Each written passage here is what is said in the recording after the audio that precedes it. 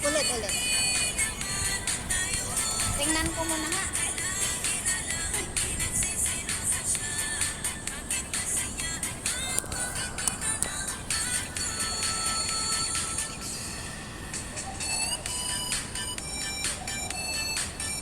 Hindi naman ako marunong dyan.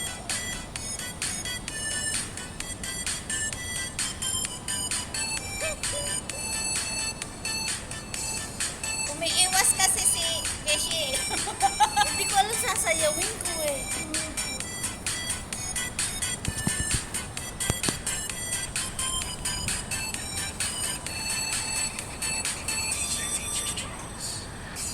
Oh, tapos.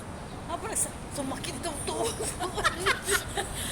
Pumasok pa ako sa eksena tapos na pala. Iyon kasi ang mga trending ngayon.